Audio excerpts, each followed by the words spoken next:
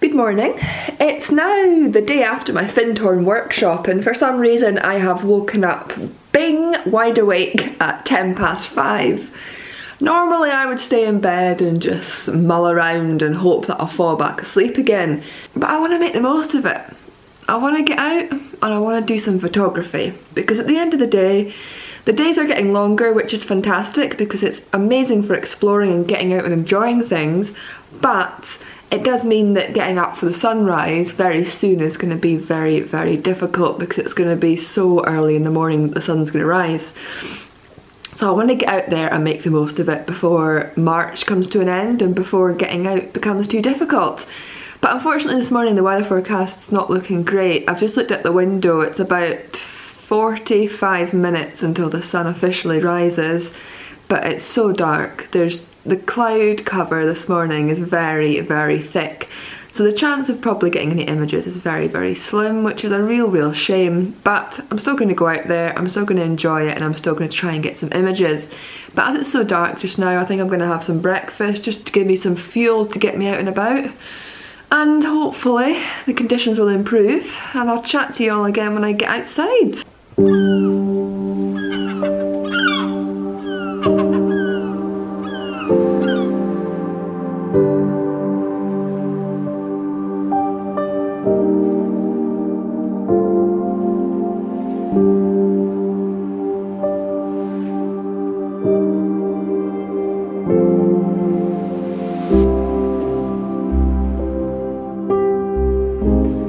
It's now about 20 minutes until the sun officially rises, and by now we would be expecting some colour in the sky, but there is nothing. It's completely overcast, completely grey.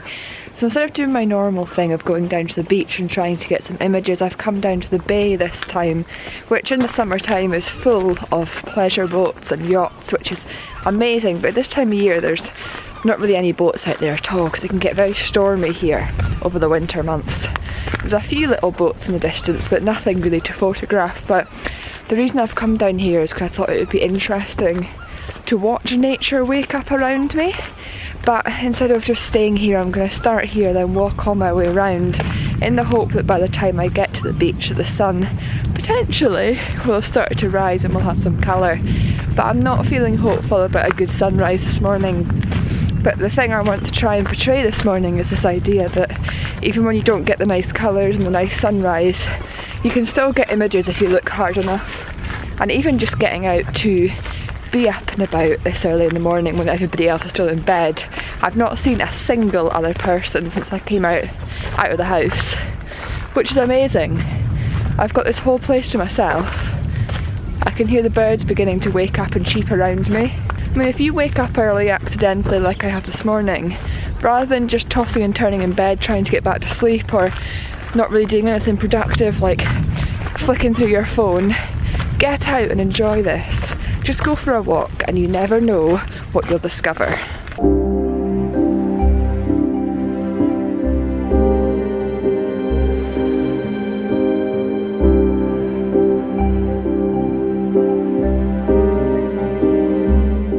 What's so nice about right now is the fact that it's so still and calm.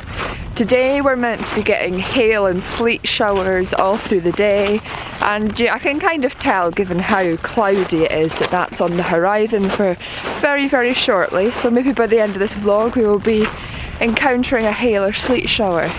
But right now, because the sun's not quite risen yet, it's still so calm and there's barely a breeze in the air. And this still early morning light, sounds and stillness is beautiful to get out and witness, and it's something that I'm sure I've said before, but so many people miss this. So many people miss this, and I even am guilty of that. I don't get up early that often. I aim to do it at least once a month, but sometimes even that's a challenge. It's great just to get out and experience a time of the day that you're not that used to, but a time of the day when you've pretty much got the world to yourself, where nature hasn't quite woken up yet, and where the stormy weather that we're meant to be getting today hasn't quite arrived. And it's so good to just sit here and admire it. Like right now, I'm right on the water's edge, I can just hear these tiny little ripples coming into shore. We've got the beautiful town over there of Forest glistening on the horizon, and it's just stunning. So, so beautiful.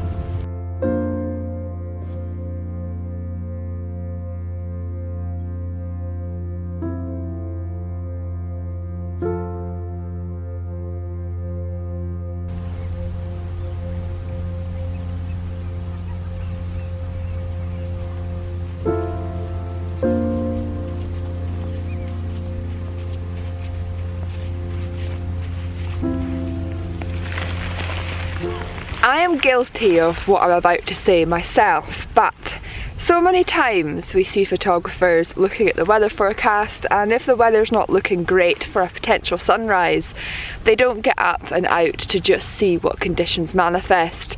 And as I say, this morning isn't great, and I don't think we're going to get a very good sunrise, if any sunrise at all. But as I have to stress, getting out in a morning like this and having a location to yourself, which is normally a busy location, and experiencing the world before anybody else has got up, it's still so good to get out and just enjoy it. And it's moments like these where the conditions aren't great that really challenges you photographically, but you've got to think outside the box. You've got to think about what images you could get in terms of converting them potentially to black and white, doing some long exposure images, or even if you don't feel inspired to take any photographs, which happens to me regularly, just because I enjoy just being out and about. I don't feel the need to take photographs constantly, but I feel it's good to just step back sometimes and just admire what's happening around you. But the point I'm trying to make is, even if you don't feel inspired to take images, you're going to get something out of the experience of getting up early. You may see some wildlife that you don't get to see very often during the day, because with everybody being around, they're scared away and they're more likely to show themselves at this time of day. You can just experience so many beautiful things, and like I say, just having a location to yourself is so good for the mind. It's a fantastic way to start your day, getting out for a walk, embracing nature before going back home or going out for breakfast, and then starting your work, your whatever you do for a living, getting your computer stuff done, doing your housework, all the day-to-day chores which we all have to do. But if you get up early and get out and then go for a walk or embrace life before your day-to-day chores, your life will feel more fulfilled, because you will have more time to do the pleasurable things like enjoying nature, which you often don't get to do in your normal 9 to 5 or working life.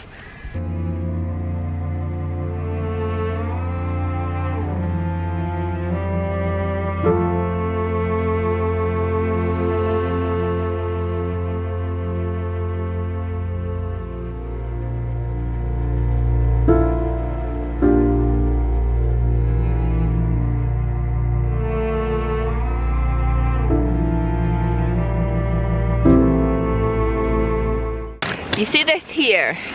That was once sticking right out above all this pebbles on the beach, and you see down there that there's more of them, and I've shot them before in vlogs. But the reason I'm mentioning this is because 2 days ago I watched a video by Gary Gow where he was in Glencoe and he had this amazing trip. He got some phenomenal images which are to die for. Very, very talented photographer. But he spoke about, there's a shed in Glencoe that one of his friends had photographed. I think it was only about 5 years ago, it might have even been 2 or 3 years ago. But it wasn't that long ago really. But what he did is he went back to this shed to try and photograph it, I think in the hope of showing it to this friend that had photographed it years ago, to show him what it was like now. And when he arrived, that shed had collapsed, completely collapsed, and there was no chance of getting an image because it was just a pile of rubble. And I'll put the link up here if you want to go and see that video. Highly, highly recommend checking it out.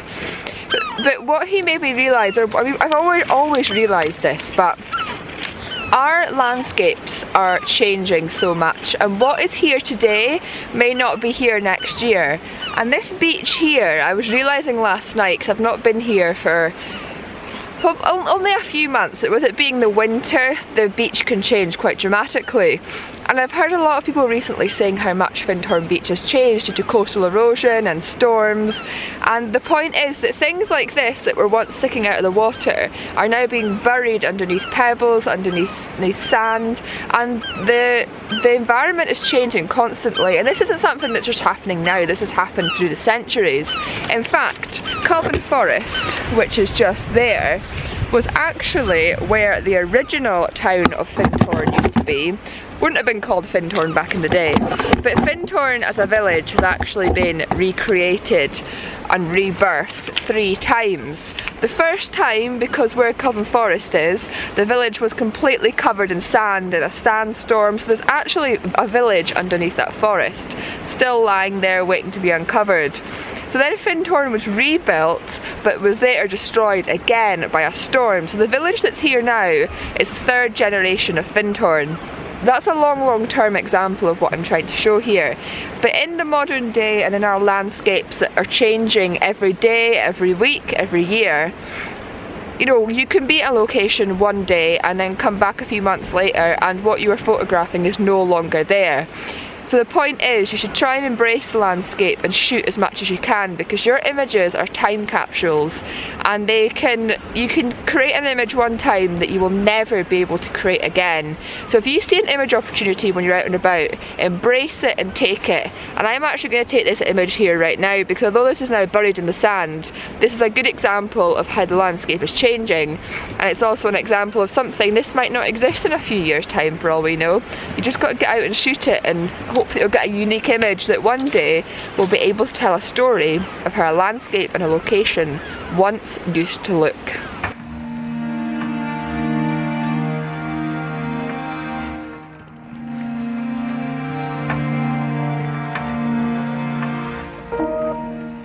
I'm just going to quickly explain to you how I've composed this image. My focal point is the cross, and in order to show that off I've had to get really low to the ground, and what doing that does is it allows me to decrease the amount of water and sea that's in the image, because if I was standing at eye level there's so much sea in the image that it takes your focus away from the cross. And even being down on the ground, the cross is intersecting with the sea, which isn't perfect. I would really have liked to have got the cross just against the sky, but due to where the sea is and the sky is in relation to the cross, that's not possible, so I just got to make the most of what I can do. So I've got my tripod as low to the ground as I can, and I'm just focusing on the cross. I've done a long exposure image over 30 seconds using my Lee little stopper, and it's really allowing the focus to be on the cross and for the rest of the background to be a bit blurry and just slightly out of focus, so that, like I say, the full attention is on the cross. Composition can completely change how your images turn out, and I feel that my philosophy in photography is about experimenting with compositions in order to improve your images.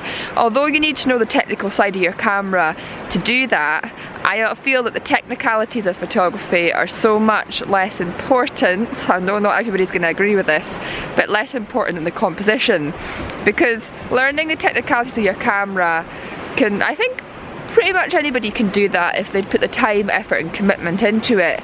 But actually getting out into the field and experimenting with compositions is where the true artistic side of photography comes in, and where you can really start to tell a story in your images and transform something which looks like a tourist shot into something a little bit more interesting, a little bit more different, and something that, like I say, portrays a story of the landscape that you're trying to shoot.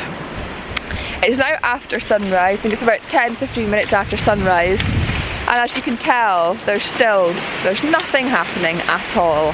But I said in a recent video, I think it was a video where I went to Rattray Head, that when I'm out with my camera now for a walk, I want to try and challenge myself to get one image, and I've done that this morning, and I may well take another image or two on the way back to where I'm staying today. But I'm happy with this image because, like I say, to me it tells a story, and it shows how coastal erosion and the landscape is changing around us all the time, and we've just got to embrace what we're presented with, photograph things to keep a time capsule, and just enjoy the fact that in many ways it is changing, because it opens up new photographic opportunities every time you come to a location, especially on the coast. Things are changing so fast on the coast these days. You've just got to get in, embrace them, enjoy them, and shoot them while you can. And try and tell a story with your images. Don't just photograph the things, although that is good because it's, like I said, a time capsule. Try and be creative with it and try and tell a story with the images that you're taking, and it'll enhance your landscape photography and your creativity to new levels that you may not even have known that were possible for you. That might sound a bit strange, but again, I'm getting a bit philosophical this morning, and I'm just embracing the fact that the landscape is forever changing, and you've got to utilise that in your images.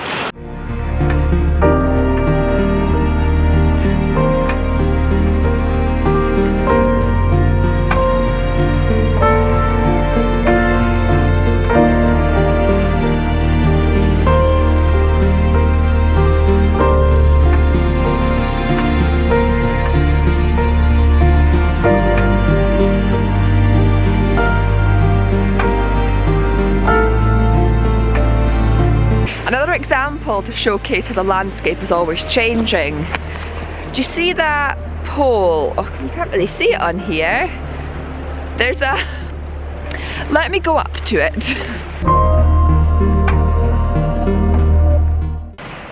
This pole here, it's normally got a bright orange windsock on it. Been there for years, but last year I noticed it was getting quite worn. Didn't look like it had much life left in it. And as you can see, it's disappeared.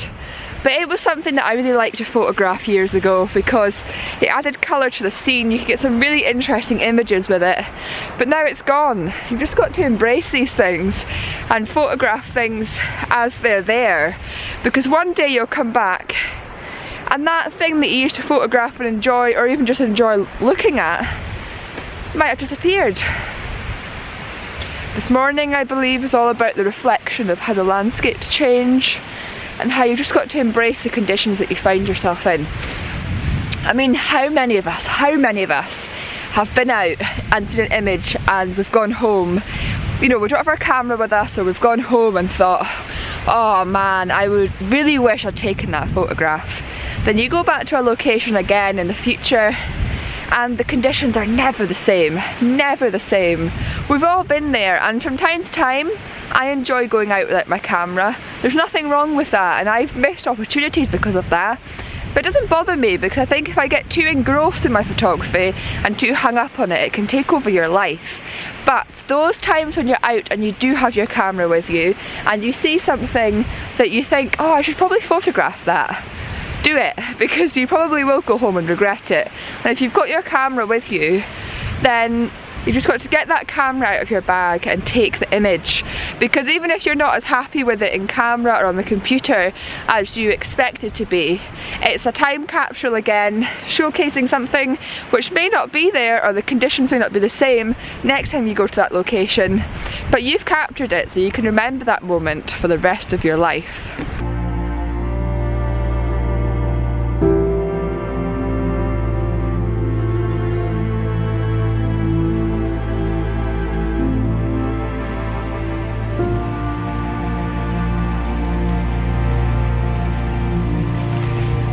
And here's another example. This used to be a staircase leading down to the beach, steps going down, which we've got further along again. Still many existing in that part of the beach, but not at this part. So again, this shows how this area is constantly changing. Things the sand's moving, the stones are moving, new compositions are opening up all the time, but some compositions are being lost in the sand and everything that's happening. That's 3 examples, and I've only walked about 10 to 20 metres. That's a big difference. I've only walked about, let's say 15 metres, and I've had 3 examples. It speaks for itself, doesn't it?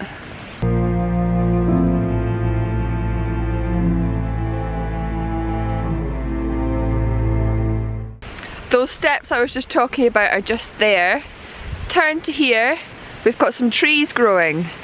Probably at some point somebody will remove these trees because I believe they're not very good for the sand dune ecosystem if you want to keep the sand dunes in the condition they are just now. I don't know the ins and outs about it, but I imagine that they probably will get removed at some point. But again, these trees wouldn't have been here even a few years ago. Some of them are so small. Definitely they probably wouldn't have been here 5 years ago. Just showing you again how the landscape's always changing. And like I say, potentially somebody may come along and remove these trees. So whether you like them or not, the point I'm trying to make is they weren't here 5 years ago and they potentially might not be here in a few years. 4 examples.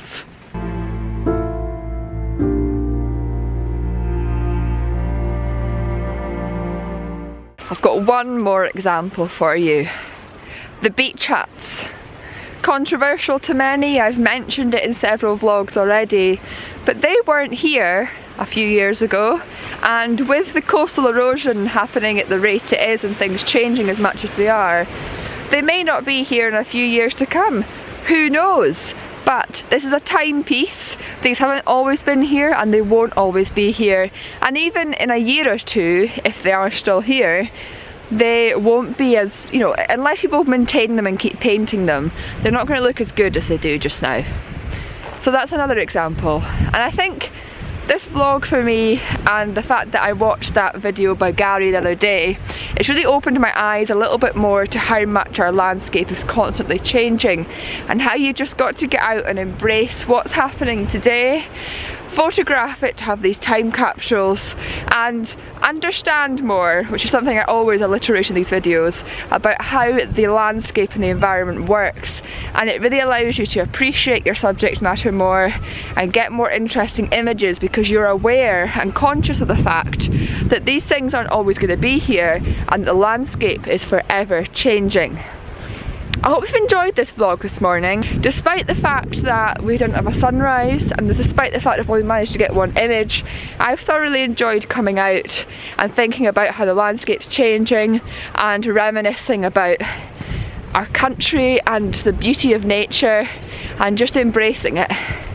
It's now starting to rain, so I think heading back now is probably a good idea, and I'm absolutely starving as well, so I'm going to head back and have my breakfast, and while I'm having my breakfast I'm going to edit the photos that I took during last night's workshop, which you will have seen me doing in my last video.